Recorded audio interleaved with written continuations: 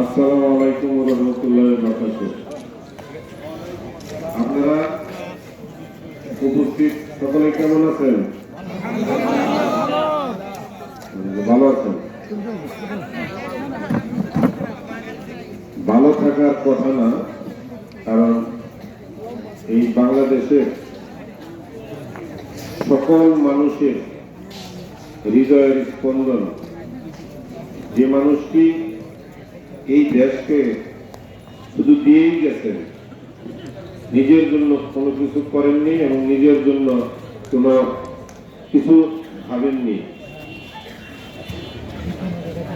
তিনি হলেন বেগম খালেদা জিয়া। তিনি কোনোদিন অন্যায়ের সাথে আপোষ করেননি এবং কখনো ত্রুটিপূর্ণ কোনো কথা বলেননি এবং অশ্লীল অপ্রাপ্য কোনো কথা তার মুখ দিয়ে উচ্চারিত হয়নি। তিনি হলেন এই আমাদের সকল মানুষের, বাংলাদেশের ইতিমধ্যে সকলেই গণতন্ত্রের মাতা বলে স্বীকার করে নিয়ে গেছেন। সেই নেত্রীর জন্য আজকের এই দোয়া মাহফিলের সম্মানিত সভাপতি, আপনাদের প্রিয় মানুষ জনাব রাশিদুল ইসলাম কিরণ, আপনারা কেউ যারা এখানে বিশেষ মেহমান হিসাবে আছেন, উপস্থিত আছেন, আমি অলংকার না দিয়ে শুধু নামটি বলে যাই।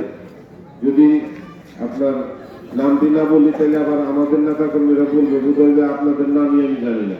সকলেই বলছে, সংক্ষেপ করার জন্য বলে যায়। উপস্থিত আছেন এই টঙ্গীর সরকার পরিবারের কৃতি সন্তান জনাব রাকিবউদ্দিন সরকার পাপ্পু। এখানে উপস্থিত আছেন আমার সিনিয়র বড় ভাই জনাব মাহবুব আলম শুকুর। এখানে উপস্থিত আমার বন্ধু প্রভাষক বশির উদ্দিন। এখানে উপস্থিত আমার আরেক প্রিয় মানুষ জনাব মোহাম্মদ হাজি জসিমউদ্দিন বাদ। এখানে উপস্থিত আছেন আমার এক শ্রদ্ধেয় নেতা জনাব মোহাম্মদ ইসমান শিকদার বসু। এখানে উপস্থিত আছেন আমাদের এই শেখ সুমন, সেলিম কাজল, অ্যাডভোকেট শহীদুল ইসলাম। আমাদের এখানে উপস্থিত আমার আরেকজন প্রিয় মানুষ, যদিও আগে বলা উচিত ছিল, সাজিদুল ইসলাম, আমাদের গাজীপুরের যুবকদের নেতা। সাজিদ হোসেন শাহিন তো চলে গেছেন। তো এমনি নেতারা যারা এখানে আছেন, আমি হয়তো দেখে বললে সকলের নামই বলতে পারবো। আমি সকলের প্রতি সম্মান রেখে আমি নেত্রীর দু চারটি কথা স্মৃতিচারণ করে শেষ করতে চাই। আমাদের মহিলা দল আছে এখানে, বিনা প্রাকনা সহ সকল আপনাদের প্রতি আমি সম্মান রেখে বলছি। তো আমি উপস্থিত বিএনপি এবং আমাদের ইসলামী মনা এবং ধর্মপ্রাণ মুসলিম ভাইয়েরা, যেহেতু এই মিলাদ মাহফিলে আছেন, সকলেই এখানে ভাই বন্ধুরা আছেন, সকলের প্রতি সম্মান রেখে আমি কথা শেষ করে দেব। আমাদের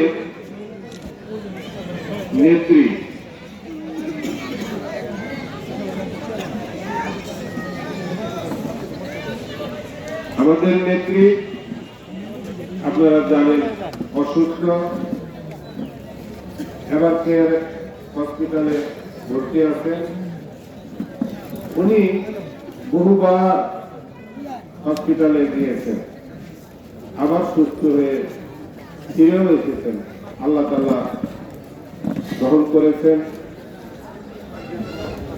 আমরা এবারও আজকের এই দোয়ার মাধ্যমে আমরা আল্লাহ তাআলার কাছে দুই হাত তুলে মোনাজাত করব যেন আবার আমাদের মাঝে ওনাকে ফিরিয়ে দেন। কারণ এই নেত্রী সামনের যে নির্বাচন, এই নির্বাচনে আমাদের দলের পক্ষ থেকে উনি নেতৃত্ব দিবেন। আমাদের দল, আমরা বিশ্বাস করি সামনে সরকার গঠন করবে বিএনপি, ওনার নেতৃত্বে সরকার গঠিত হবে। এটা আমাদের দেশবাসীর সকলের আশা আকাঙ্ক্ষা আল্লাহ তাআলা নিশ্চয়ই পূরণ করবে। আমি বলবো এই বেগম খালেদা জিয়া এই বাংলাদেশে শহীদ প্রেসিডেন্ট জিয়া রহমান যেমন ওই তার পত্নী বিটা বগুড়া ছাড়া এক খণ্ড জমির মালিক হন নাই, কোন ব্যাংক ব্যালেন্স ছিল না, তেমনি বেগম খালেদা জিয়ারও এক খণ্ড জমি এবং কোন ব্যাংক ব্যালেন্স এখন পর্যন্ত নাই। আপনারা জানেন আমাদের দলের প্রতিষ্ঠাতা শহীদ প্রেসিডেন্ট জিয়া রহমান যখন শহীদ হয়েছেন তখন ওই সময়ের সরকার তাকে একটা থাকার জন্য 1 টাকার বিনিময়ে আপনার ক্যান্টনমেন্টে একটা বাড়ি দিয়েছিল। প্রতিহিংসায় শেখ হাসিনা সেটা ভেঙে ঘুরিয়ে দিয়েছেন, ওনাকে বাড়ি থেকে বের করে দিয়েছেন। অথচ কয়দিন আগে আপনার এই যে পূর্বাঞ্চলে অসংখ্য আপনার প্লট অবৈধভাবে শেখ হাসিনা এবং তার পরিবার দখল করে নিয়েছে। সেই মামলায় রায় হয়েছে, সাজা হয়েছে 21 বছর সম্ভবত। তো এর আগে তো হত্যা মামলা বিভিন্ন শুনছেন যে ফাঁসি হয়েছে।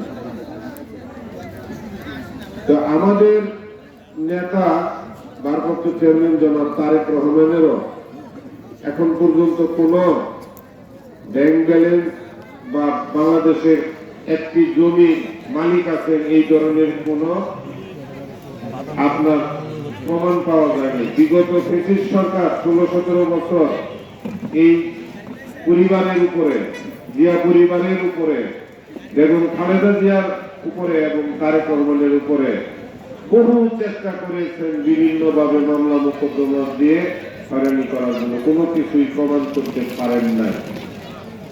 আমাদের সেই নেত্রী, এই জন্য বলেছি যে যিনি শুধু এই দেশকে দিয়ে গেছেন, আমাদেরকে দিয়ে গেছেন, কিন্তু নিজের জন্য কিছুই করেননি, কোন অন্যায়ের সাথে আপোষ করেননি।